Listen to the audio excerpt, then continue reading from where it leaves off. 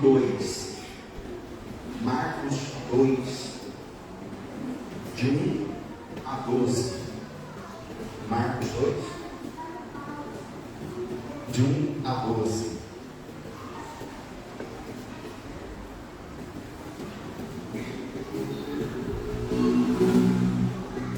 Hoje nós vamos iniciar uma nova série de mensagens. O tema dessa série é Perdoados. Me parece que é um tema muito simples, muito óbvio, mas aquilo que é óbvio também precisa ser falado. E quantos de nós carregamos fardos pesados diante da dificuldade de entendermos e vivermos debaixo do perdão que vem do nosso Senhor? Gostaria que você estivesse bem atento à leitura desse texto, Marcos 2, de 1 a 12, diz assim a palavra do Senhor. Dias depois, entrou Jesus de novo em Cafarnaum, e logo ocorreu que ele estava em casa. Muitos afluíram para ali, tantos que nem mesmo junto à porta eles achavam lugar, e anunciava-lhes a palavra. Alguns foram ter com ele, conduzindo um paralítico, levado por 4 homens, e não podendo aproximar-se dele, por causa da multidão, descobriram o eirado no ponto correspondente ao em que ele estava, e fazendo uma abertura, baixaram o leito em que jazia o doente. Vendo-lhes a fé, Jesus disse ao paralítico: Filho, os teus pecados estão perdoados. Mas alguns dos escribas que estavam assentados ali e arrazoavam em seu coração: por que fala ele deste modo? Isto é blasfêmia. Quem pode perdoar pecados senão um, que é Deus? E Jesus, percebendo logo por seu espírito que eles assim arrazoavam, disse-lhes: por que arrazoais sobre estas coisas em vosso coração?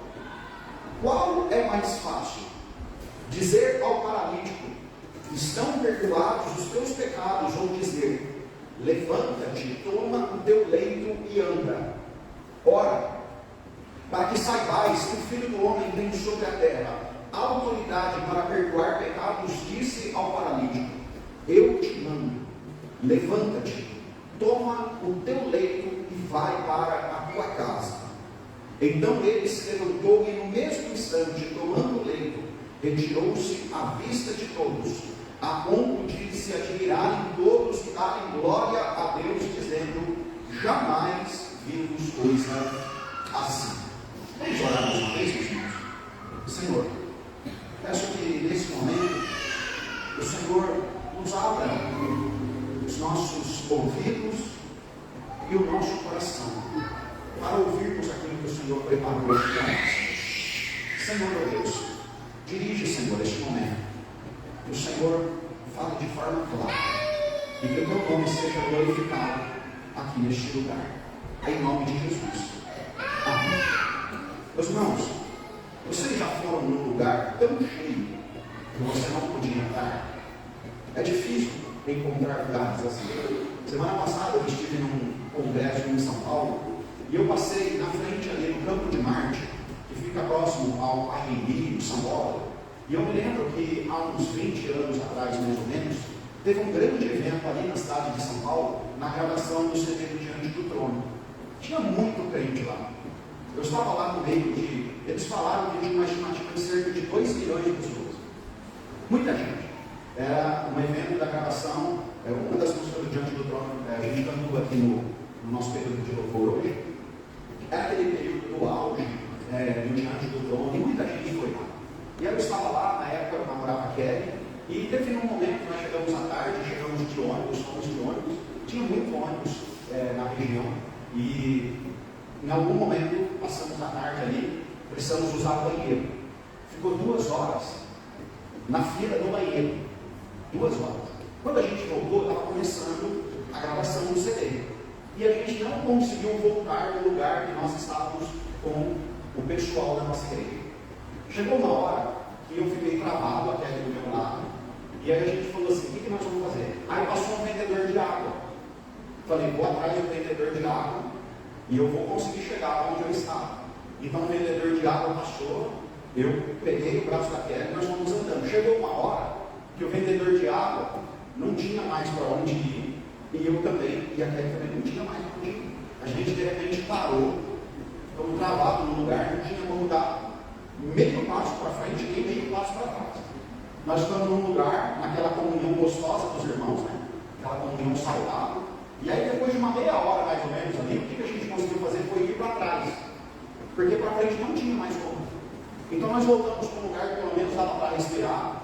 E aí a gente ficou o final ali, todo o período do evento, da gravação ali, até o momento em que, terminando, nós fomos mais ou menos na direção do ônibus e nos encontramos com o pessoal que estava lá no ônibus.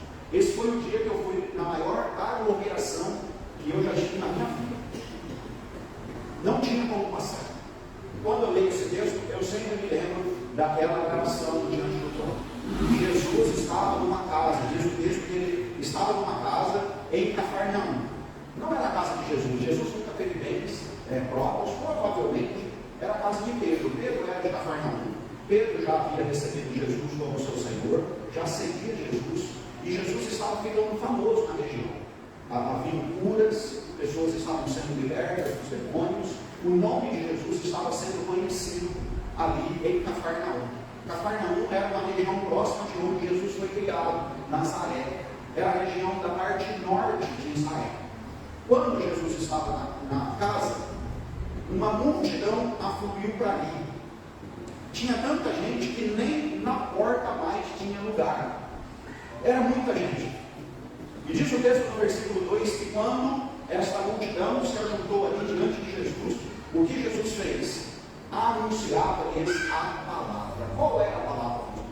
Era a proclamação de que o reino de Deus estava estabelecido entre os homens. Jesus ensinava para aquelas pessoas e o poder do ensino se dava através da proclamação, não apenas de se pronunciar palavras, mas diz as Escrituras que Jesus não falava como os demais, mas ele falava como quem tem autoridade. O grande diferencial de Jesus não se dava na sua eloquência ou nas novidades que ele falava, mas na autoridade que ele tinha acerca daquilo que ele proclamava. E esse é o principal aspecto desse texto aqui, meus irmãos. É a autoridade de Jesus. Afinal de contas, Jesus tem autoridade sobre o quê? Sobre o que Jesus tem autoridade? O texto diz que enquanto ele anunciava a palavra, algumas pessoas se ajuntaram para levar um paralítico para ser curado. Eles sabiam que Jesus tinha autoridade sobre o corpo físico. Então, como Jesus já havia curado muitas pessoas, eles então se reuniram, um grupo de homens, diz aqui que 4 homens se juntaram, pegaram uma maca desse paralítico, esse leito, e tentaram chegar até a casa. E foram impossibilitados. Não havia como chegar perto. Não havia. É interessante que no tumulto, uma coisa que não tem no meio do tumulto, é assim, generosidade. Ninguém cede espaço. Ninguém cede espaço. Então eu queria ir para junto do meu grupo lá, em São Paulo, mas eu não conseguia ir, por quê? Porque alguém já havia tomado aquele lugar, a outra pessoa já havia tomado o lugar da frente, e a outra o próximo lugar. Então não havia generosidade lá, nem como nesse texto bíblico. Mesmo com um paralítico, o caminho não foi aberto. Eu fico pensando, meus irmãos, se eu, em algum momento, eu sou uma pedra de tropeço, eu sou uma barreira, eu sou uma dificuldade para alguém se aproximar de Jesus. Às vezes nós estamos tão estabelecidos e o nosso lugar já foi tomado com tanta dedicação que nós nos esquecemos um pouco de olhar ao nosso redor. Meu irmão, minha irmã, assim como nós, milhares de pessoas têm buscado a presença de Jesus ao longo da história. Cabe-nos a nós todos uma reflexão. Se nós somos pessoas que estão intertidas, sem a consciência, sem termos a capacidade de olhar ao nosso redor e perceber se há alguém necessitando da presença de Jesus ao nosso lado, Talvez você pense assim, pastor, eu não estou atrapalhando ninguém, nunca fui um problema para ninguém. Mas olhando para frente, quem consegue entender o que está ao redor? Nós somos displicentes.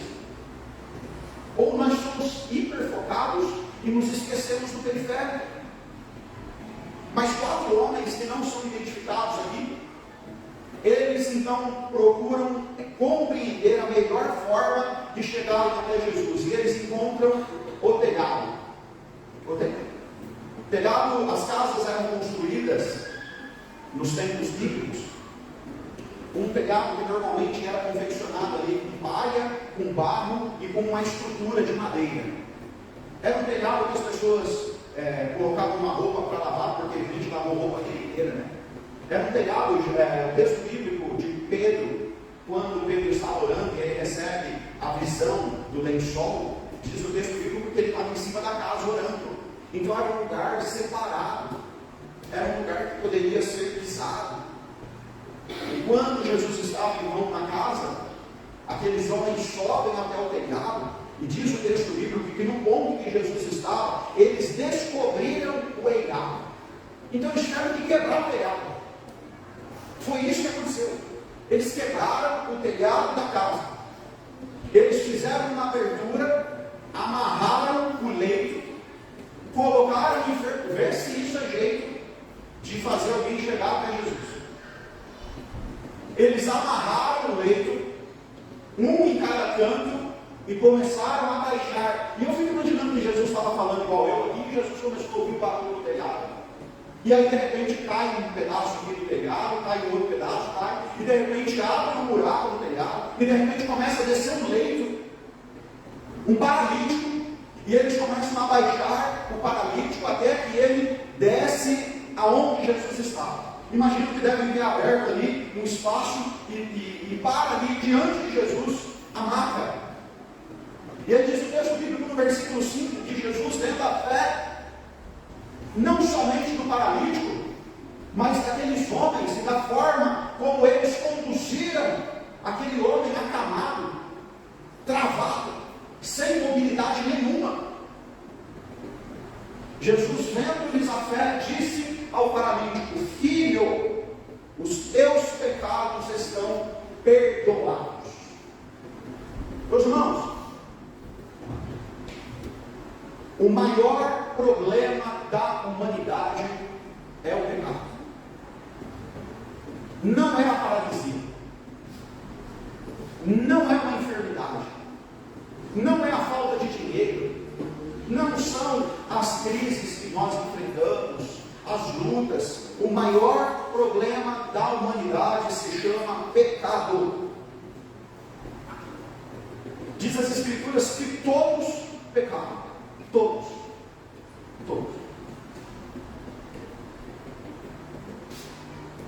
E quando o anjo veio anunciar a Maria e a José que ela estaria grávida do Espírito Santo, esperando um bebezinho divino, o anjo diz a José: José, não temas receber Maria por sua esposa, porque o que nela está sendo gerado é do Espírito Santo. E aí o anjo diz assim para José: ele será chamado Jesus. José foi um pai que não teve a oportunidade de escolher o nome do filho, igual eu. Também não tive. Se eu tiver 10 filhos, eu não vou escolher nenhum. José ouve do anjo: ele se chamará Jesus, porque salvará o seu povo dos pecados deles. Meus irmãos, Jesus não é apenas a resposta das nossas aflições. Jesus não é apenas o toque da cura de Deus. Jesus não é apenas um bom mestre. Jesus não é apenas o Deus que veio e se encarnou. Jesus é a salvação do seu povo, a salvação dos pecados. Ele salvará o seu povo dos pecados deles.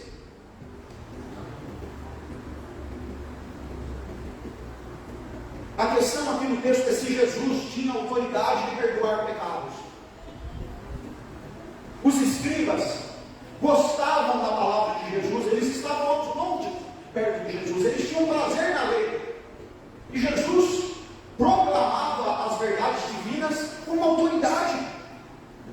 Só que dentro do coração dos escribas havia uma pergunta, uma inquietação. Isto é uma blasfêmia, porque ele fala deste modo. Quem pode perdoar pecados senão um que é Deus? E essa inquietação brota de tal forma que Jesus, compreendendo o que estava acontecendo ali, diz: por que vocês arrasou dentro do coração de vocês essas coisas? Versículo 9: qual é mais fácil? Dizer ao paralítico: estão perdoados os teus pecados, ou dizer: levanta-te, toma o teu leito e anda? Jesus faz uma comparação aqui. Está diante dele um paralítico. O que aquele homem precisa? Ele precisa de cura. Parece que é fácil compreender isso. Curar alguém é fácil ou é difícil, gente? É difícil. Encontrar um tratamento, conduzir num problema de doença terminal, cuidar de alguém com uma limitação para a vida toda. É diferente de ter uma unha encravada, é diferente de ter uma dor de cabeça, é diferente de passar por uma pneumonia, é diferente. Essa limitação se daria pelo resto da sua vida. E Jesus faz uma pergunta: o que é mais fácil? Perdoar pecados ou levantar um homem do seu leito de enfermidade?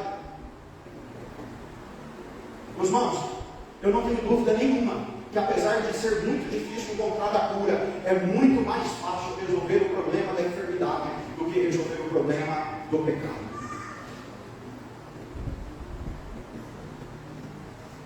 Quais são as nossas dificuldades incapacitantes? O que nós carregamos ao longo da vida que constantemente pedimos ao Senhor: me ajuda?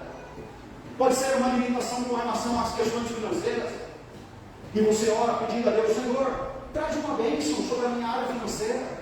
Pode ser algum problema relacionado à sua questão familiar, pode ser um problema de saúde física, pode ser algo de saúde emocional, psicológica. São muitas as demandas que nós colocamos diante do Senhor. Amanhã nós vamos começar a nossa semana de oração. Meus irmãos, todo dia nós temos um motivo de oração. Nós pedimos ao Senhor: Senhor, abençoe fulano de tal nessa área, abençoe o outro nisso, abençoe o outro naquilo. Toda semana de oração nós oramos por uma família enlutada. Toda semana de oração nós oramos por um enfermo. Constantemente nós clamamos a Deus que abençoe alguma área de dificuldade.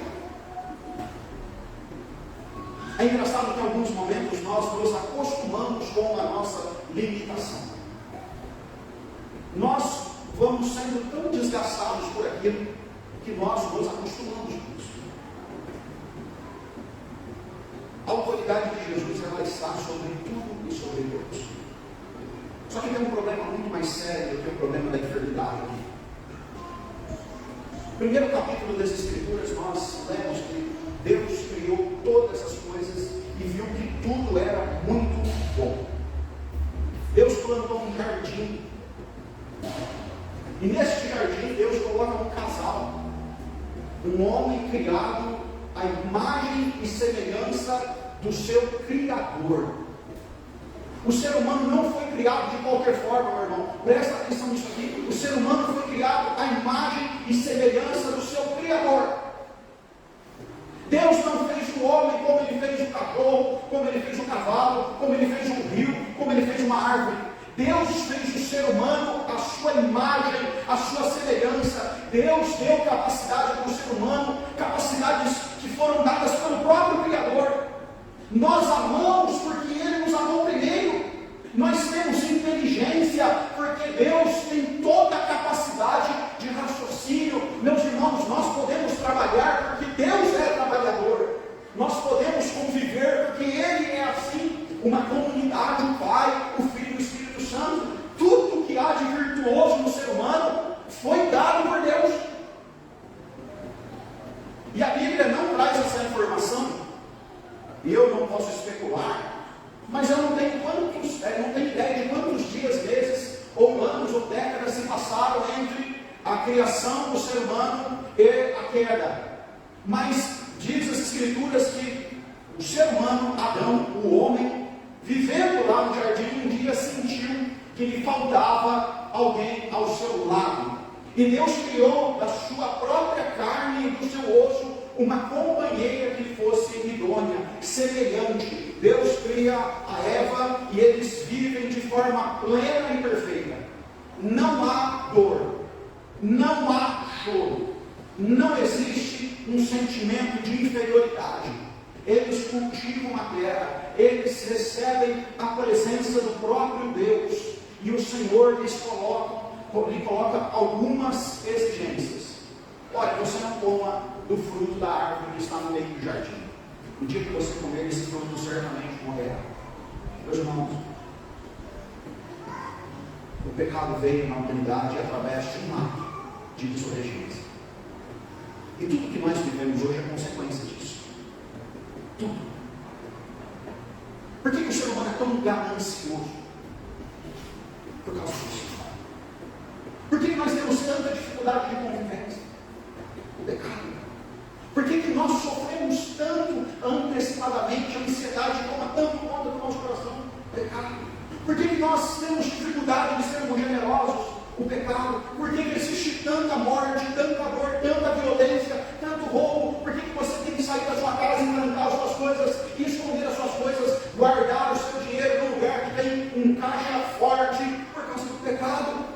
Por que nós vivemos o tempo todo lamentando a morte, o sentimento do vazio e da perda de quem nós amamos por causa do pecado? Meus irmãos, o pecado estragou a humanidade. E aí um dia Deus envia o seu Filho para resolver este problema. Mas irmãos, se Jesus não tivesse curado uma pessoa sequer e tivesse ido até a cruz para perdoar os nossos pecados, a palavra do Senhor é fiel, que Ele teria cumprido tudo. Se Jesus nunca tivesse pregado um sermão, se Jesus nunca tivesse realizado algo nobre, mas um dia Ele fosse até a cruz e derramasse o seu sangue em nosso favor, tudo estaria cumprido e perfeito. E um dia nós ouvimos dentro do nosso coração que os nossos pecados também estão perdoados.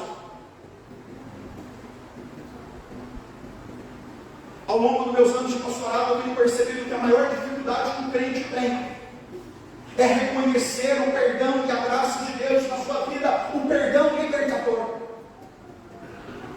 Meu irmão, se nós viermos aqui amanhã e Deus responder todos os nossos pedidos, mas nós continuarmos carregando o peso do pecado, não valerá nada. Se Deus te der, se você fizer uma lista, Senhor, eu quero isso, eu quero isso, eu quero isso, e o Senhor falar, tá bom, ok, tome, receba, e você continuar vivendo amarrado, desorientado, castigado pelo pecado, nós continuaremos sem receber o principal. Existem alguns fardos que são difíceis de serem libertos. Existem pecados terríveis, medonhos. Existem pecados que causam mal em nós e nas pessoas que nós amamos. Existem pecados em que nós, com certeza, lidamos com dificuldades com eles. O pecado que bate a nossa porta diariamente, semanalmente, e que nos castiga constantemente, como é terrível. Paulo, escrevendo aos Coríntios, ele diz assim: eu orei a Deus para que me retirasse o espinho da minha carne. Meus irmãos, até hoje ninguém entendeu o que é o espinho da carne de Paulo. A leitura mais razoável é que era uma luta que ele tinha constantemente contra o seu velho homem. E Paulo diz assim: eu orei para Deus me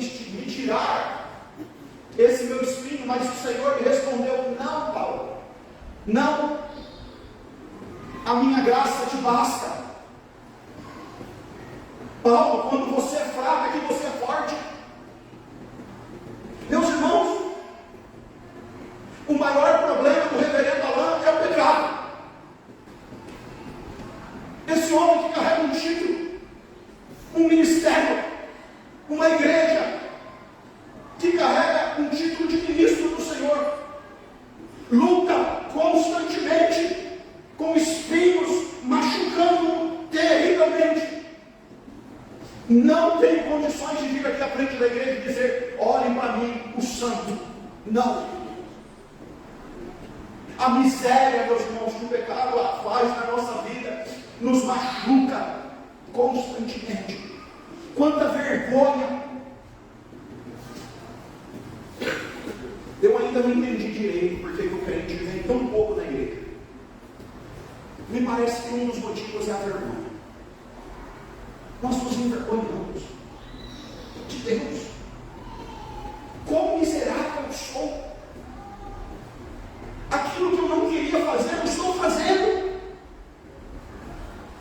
E aquilo que está dentro de mim, dizendo: Senhor, é isso que eu quero te oferecer, eu não consigo. Você tem noção que um homem paralítico chega e ele é colocado por um buraco diante do lugar que Jesus está, e quando Jesus olha para aquele homem, ele diz: os teus pecados estão perdoados. Meus irmãos, não era aquilo que estava fora que o distanciava de Jesus e das pessoas, mas era aquilo que estava dentro. Aí você pode perguntar: ah, pastor, então a doença é a consequência do pecado? Meus irmãos, toda enfermidade tem como consequência o pecado. O pecado que trouxe a maldição da doença para a humanidade é o pecado. Ah, pastor, mas tem alguém que é mais miserável pecador do que eu, e eu estou enfrentando essa limitação mais do que o outro. Meu irmão, quantas são as vezes em que nós enfrentamos a luta, a dor, a dificuldade, a limitação, e Deus vai nos fazendo fraco, cada vez mais fraco, cada vez limitado, e a resposta de Deus para nós é: meu filho, a minha graça te basta. Meus irmãos, quando nós chegarmos lá no céu, nós vamos entender tudo isso. Por enquanto, não. Por enquanto, não. Por que nós continuamos enfrentando a dor, a luta? Por que nós continuamos sendo tão desconectados do nosso Criador? Filho, os teus pecados estão perdoados. Eu quero encerrar a minha palavra aqui nesta noite. E eu quero te convidar, meu irmão, esse mês nós vamos falar sobre perdão do Senhor sobre as nossas vidas. Eu encerro a minha palavra hoje aqui com uma continuação, com uma vírgula e com um desafio para nós. Diante de Jesus hoje, diante das nossas necessidades, diante do nosso perdido, diante das nossas incapacidades, diante daquilo que nos trava, diante daquilo que nos tira a capacidade de vivermos intensamente, não há nada mais terrível do que o pecado. Nada mais terrível do que o pecado.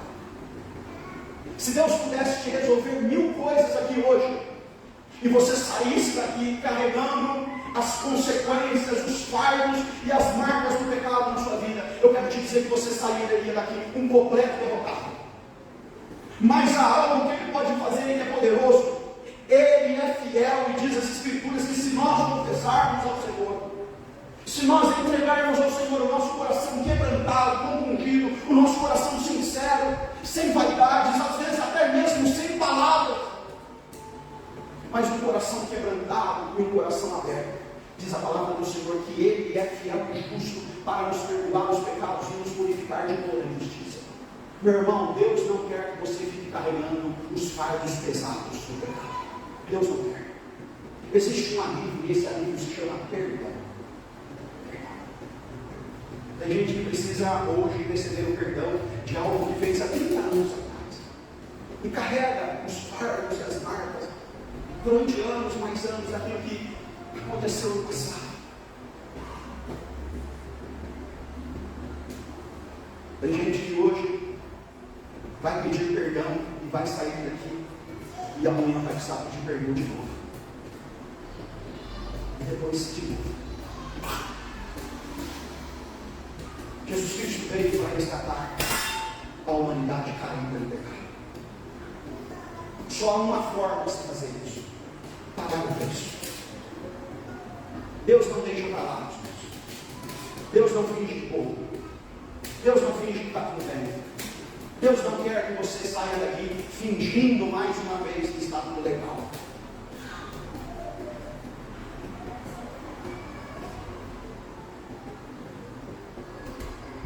Talvez muitos de nós tomaríamos as mesmas atitudes desses homens. Tomaríamos decisões firmes. Um amigo nosso está precisando de uma cura, vamos levá-lo até Jesus. Em toda a intensidade de fazermos algo para Deus,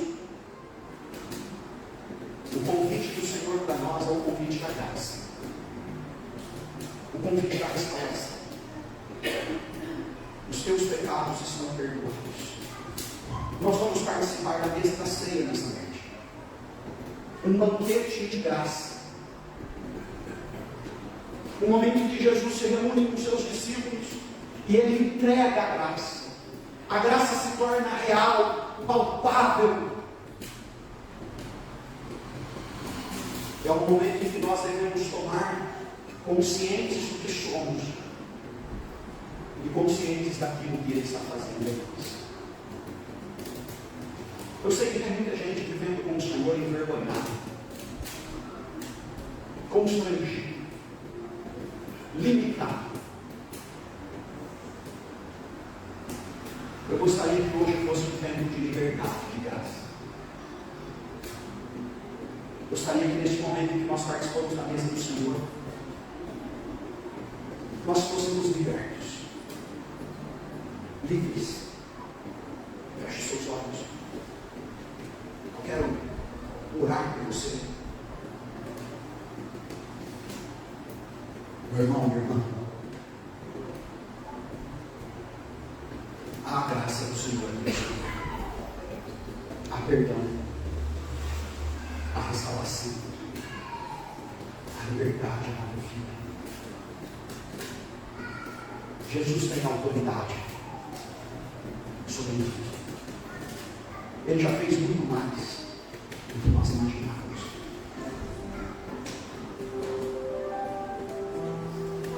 E agora é o tempo em que nós olhamos para o Senhor e clamamos a sua graça.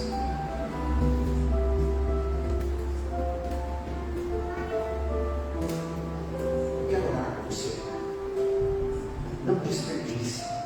Não desperdice a palavra de graça de Jesus. Filho, está tudo perdoado. Filho, é daqui para frente um dia de cada vez. E todas as vezes até a consumação do céu. Todos os dias. Senhor meu Deus, clamo ao Senhor, que o Senhor opere dentro do nosso coração da mesma forma que fez com este paralítico. Ele se levantou, ele tomou o seu leito, ele viveu a sua vida a partir dali, liberto da sua enfermidade, mas principalmente perdoado por aquele que tem a autoridade de perdoar os pecados, aquele que veio para resgatar o seu povo das amarras do pecado. Senhor meu Deus, o Senhor sabe da nossa luta, Senhor. O Senhor conhece as nossas dores. Quantas vezes eu chego a Ti constrangido, porque eu sou o que sou, e ao mesmo tempo, todas as vezes, o Senhor tem sido generoso, amoroso e perdoador. Eu peço que o Senhor nos ajude, perdoando, Senhor, o pecado. Senhor, tem misericórdia de mim, tem misericórdia de nós, Senhor. Quantas vezes o nós, mas nós falhamos. Tem misericórdia, Senhor, de nós. Quanto poderíamos ser melhores, mas continuamos sendo castigados pelo velho homem. Tem misericórdia de nós, ajuda-nos a viver de forma digna, Senhor. Lava-nos, limpa-nos, purifica-nos. Ajuda-nos, Senhor, a não sermos motivo de vergonha, de escândalo e de tropeço, Senhor. Purifica o nosso coração, purifica a nossa mente. Dá-nos consciência plena do teu perdão, Senhor. Não nos deixe, meu Deus, continuarmos vivendo uma fé vacilante, sem a consciência total da tua gloriosa graça transformadora sobre nós. Peço que a obra do teu Espírito aqui nesta noite seja uma obra de libertação, de liberdade, de algemas sendo quebradas, Senhor, de liberdade para vivermos intensamente na tua presença. Dá-nos a graça, meu Deus, de vivermos livres do pecado para a glória